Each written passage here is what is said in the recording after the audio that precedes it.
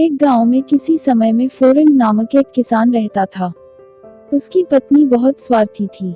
उनके कोई औलाद नहीं थी। माघ का महीना चल रहा था और हल्की बूंदाबांदी हो रही थी। फोरिंग सुबह जल्दी उठ गया और अपनी पत्नी से बोला, आज आसमान पर बादल छाए हुए हैं। मेरा मन पीठा खाने को कर रहा है। क्या तुम मेरे लिए बना सकती हो? मैं चावल नहीं खाना चाहता। पत्नी ने कहा, पर चावल के पुए बनाने के लिए बारा धान कहाँ है? नागार में धान है ही नहीं। इस पर पति कहने लगा, लगता है मुझे अब तो चावल के पुए खाने को मिलेंगे ही नहीं। पत्नी ने कहा, तुम बाहर जाकर देखो कि क्या किसी के घर में बारा धान कूट कर निकाला गया है। किसी से थोड़ा मांग कर ले आओ। पति कुछ देर तक कुछ सोचता रहा और फिर उसने एक योजना बनाई। उसने अपने शरीर पर खुरदरी ऊनी शॉल लपेट ली और बाहर चला गया। यह देखकर कि पड़ोसी के यहाँ बारा धान कूटा जा रहा है, फोरिंग उसके घर गया और पड़ोसी से यहाँ वहाँ की बातें करने लगा। वह काफी देर तक वहाँ बैठा बातें करता रहा। इस बीच चावल को उनके डंठलों से अलग किया जा चुका था। पड़ोसी ने चावल झाड़कर एक तरफ रख दिए। तभी फोरिंग बहुत तेज दर्द होने की बात कहकर धान के ढेर पर लेट गया। बारा धान के दाने बहुत ही बारीक बालियों से ढके थे, जिसके कारण चावल के दाने शॉल से चिपक गए, जिसकी सतह खुरदुरी थी। घर जाने से पहले फोरिंग 3-4 बार चावल के ढेर पर उल्टा पलटा और असहनीय पीड़ा में होने का दिखावा करता हुआ घर चला गया। उसने घर पहुंचकर उस शॉल को झाड़ा और उसमें से टोकरी भर बारा धान निकल आया। पत्नी ने उन्हें उबाला, फिर सुखाकर सूखे हुए दानों में से उसका छिलका निकाला। फिर चिपचिपे चावलों को उसने पीसा। खाना बनाने के बाद शाम को पति को खाना देने के बाद वह पुए बनाने बैठी। रात होने के कारण फोरिंग सोने चला गया। पत्नी ने 12 पीठा तैयार किए और उन्हें बांस की एक ट्रे में रख दिया। फिर उसने काफी सारे पीठा खा लिए और बाकी बचे पीठा एक कटोरी में रख दिए।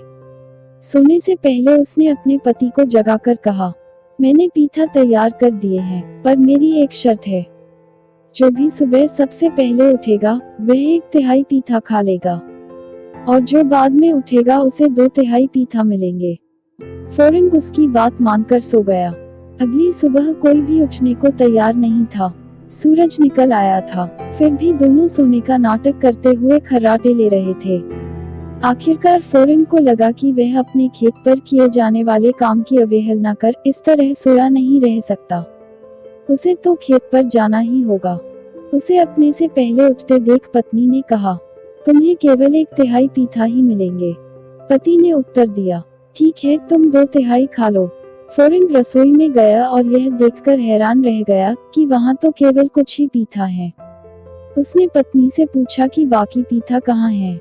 इतने सारे धान से इतने कम पीठा तो नहीं बन सकते हैं। अचानक उसकी नजर दीवार से लटकती बांस की ट्रे पर गई और उस पर पीठा के निशान नजर आ रहे थे। उसने उन्हें गिना तो पाया कि वे बहुत सारे थे।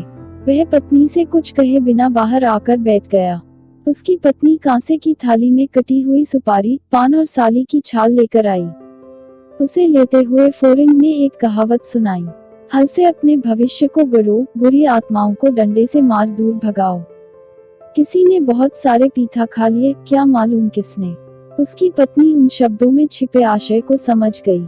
उसे अपने ऊपर शर्म आई और वह नदी से पानी लेने के बहाने वहां से चली गई। उसे नदी पर बहुत सारी औरतें मिली और उसने उन्हें पीठे की बात कह दी ताकि मन का बोझ हल्का हो जाए। उसने बात यह कहते हुए खत्म करी कि उसका पति वास्तव में भविष्यवक्ता है। अब यह बात धीरे धीरे पूरे गांव में फैल गई। एक गांव वाले की काली गाय खो गई थी। जब उसे 5 दिनों तक भी ढूंढने पर गाय नहीं मिली तो वह फोरिंग के पास गया, जो अब तक जान चुका था कि लोग उसे भविष्यवक्ता समझते हैं। संयोग की बात थी कि उस दिन सुबह ही उसने अपने खेत के पीछे एक खेत में गाय को ईंट जैसी लंबी घास को चरते देखा था।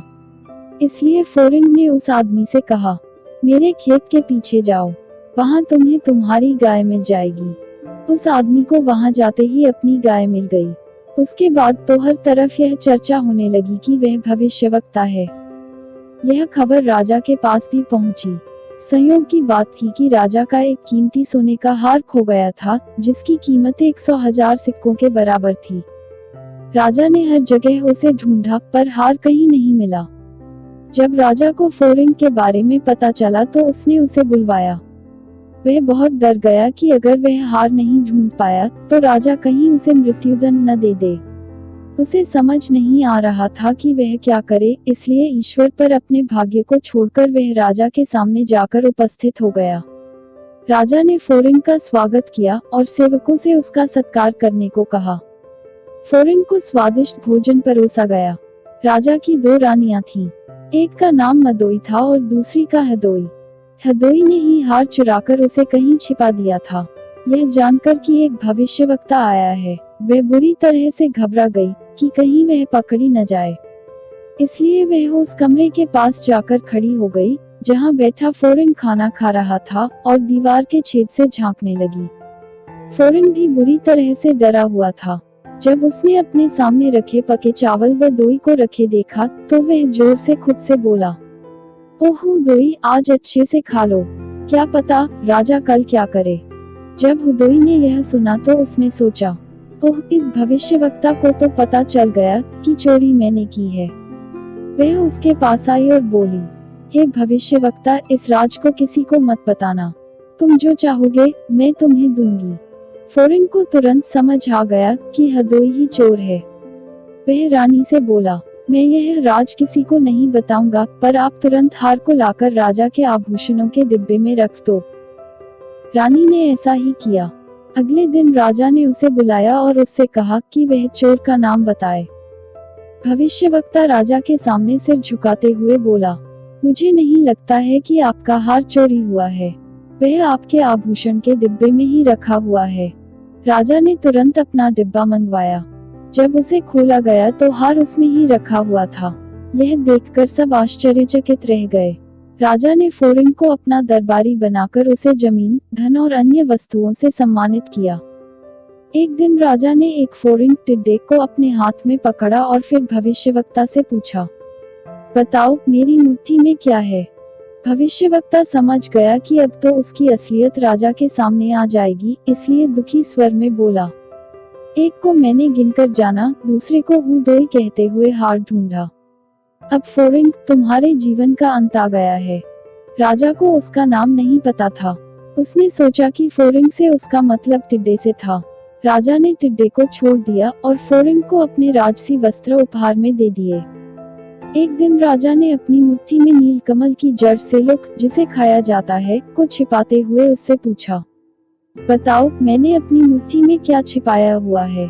घबराया हुआ फोरिन बुदबुदाया, स्वर्गोगे बारिपोटी सोलुकु, यानी हर बार मैं किसी न किसी तरह से बच जाता हूँ। राजा ने इसे इस कहावत के रूप में सुना, बुरे पाती जीलुक, यानी मुझे हर बार डुबकी लगाने पर नीलकमल की जड़ मिलती है। राजा ने एक बार फिर भविष्यवक्ता को सोने चांदी के उपहार दिए और उसे शाही भविष्यवक्ता नियुक्त कर दिया। आपको मेरी कहानी कैसी लगी? कमेंट बॉक्स में बताइए ताकि मैं आप लोगों तक अच्छी अच्छी कहानियां ला सकूं। हमारे चैनल को सब्सक्राइब करना ना भूलें और साथ ही वीडियो को लाइक करें और अपने दोस्तों के साथ व्हाट्सएप, इंस्टाग्राम और फेसबुक पर शेयर करें।